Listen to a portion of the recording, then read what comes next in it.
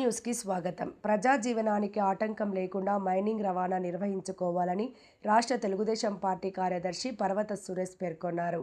కాకినాడ జిల్లా ప్రత్తిపాడు నియోజకవర్గం శంకవరం గ్రామంలో గల ఆయన స్వగృహంలో గురువారం సాయంత్రం పాత్రికేయుల సమావేశం నిర్వహించారు. ఈ సందర్భంగా ఆయన మాట్లాడుతూ, ప్రస్తుతం శంకవరం గ్రామంలో రహదారి పరిస్థితి అధ్వానంగా ఉందని, ద్విచక్ర వాహనాలపై వెళ్లడానికి కూడా వీలు కాని పరిస్థితిలో రహదారిపై పెద్ద పెద్ద గోతులు ఏర్పడ్డాయని, గ్రామం మీదుగా నిత్యం వందలాది మైనింగ్ లారీలు ప్రయాణిస్తున్నాయని పేర్కొన్నారు.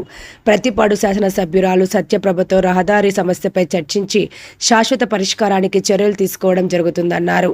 మైనింగ్ రవాణా యజమానులు మానవతా దృక్పథంతో రహదారిపై గుంతలు ఏర్పడినప్పుడు వాటిని పూడ్చాలని కోరారు. గ్రామ అభివృద్ధి విషయంలో మైనింగ్ యజమానుల నుండి ఏమీ ఆశించకుండా నగదు చెల్లించి క్రషర్ల నుండి సరుకు కొనుగోలు చేశామని, ప్రజల సమస్యను అర్థం చేసుకుని ముందుకు సాగాలన్నారు. రహదారి సమస్యను సోదరి స్వాతి మంత్రి లోకేష్ దృష్టికి తీసుకువెళ్లడం జరిగిందని, ప్రజల కన్నా తమకు ఏది ఎక్కువ కాదని 36 గంటలుగా వాహనాలను నిలుపుదల చేయడం జరిగిందని, మైనింగ్ యజమానులు ప్రజలకు సహకరించాలన్నారు. అనంతరం అన్నవరం ఎస్ఐ శ్రీహరిబాబు R&BAE మాట్లాడారు. ఆల్రెడీ సురేష్ గారు చెప్పారు. గౌరవ శాసనసభ్యులు మేడం గారు ఆల్రెడీ శాశ్వత పరిష్కారం కోసం కూడా దిశగా ప్రయత్నం చేస్తున్నారు. అది త్వరలోనే ఉందని చెప్పారు. అయితే ప్రస్తుతం ఉన్న ప్రయాణికుల అసౌకర్య తొలగించే విధంగా ప్రస్తుతానికి క్రషర్ యొక్క లారీ యజమానులతోటి మేము ఫోన్లో మాట్లాడడం జరిగింది. దాని మీద వారు ఈ తాత్కాలికంగా గుంటలు పూడ్చి దాని మీద సజావుగా వెళ్ళే విధంగా కూడా వారు మాటిచ్చారు. రేపు ఉదయం కూడా రౌతులపూడి ఎస్ఐ గారు మేము ఒకసారి కూర్చుని మళ్ళీ వారితో ఒకసారి ఫైనల్గా మాట్లాడి ఈ రోడ్డును ప్రస్తుతానికి ప్రయాణికులు వెళ్ళే విధంగా తాత్కాలికంగా ఎటువంటి ఇబ్బంది లేకుండా చేద్దామని మేము అనుకుంటామండి. దాని మీదట ఈ రోజున ఇక్కడికి రావడం జరిగింది. దానికి పెద్దలందరూ కూడా సహకరించారు. మీ అందరికీ కూడా ప్రజల ఇబ్బంది లేకుండా చేయడం కోసం వచ్చాము. Thank you.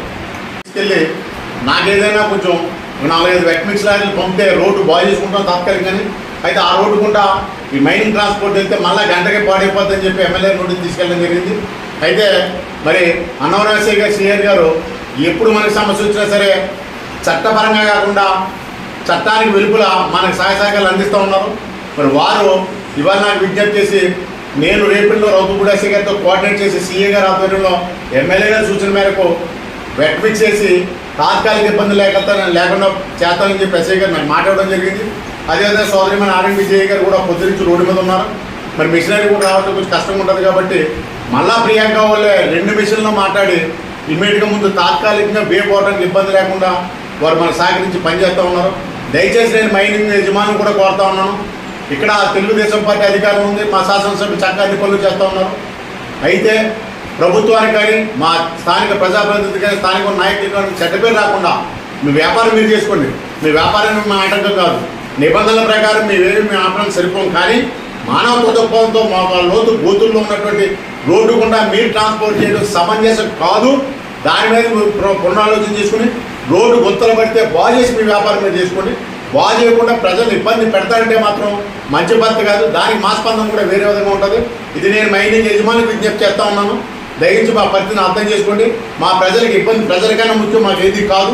కానీ ప్రజలకు ఇబ్బంది కలగకుండా మీరు సహకరించాలని చెప్పి మీ ద్వారా మీడియా ద్వారా, ఎందుకంటే మొన్న కూడా నేను మీడియా ద్వారా విజ్ఞప్తి చేశాను.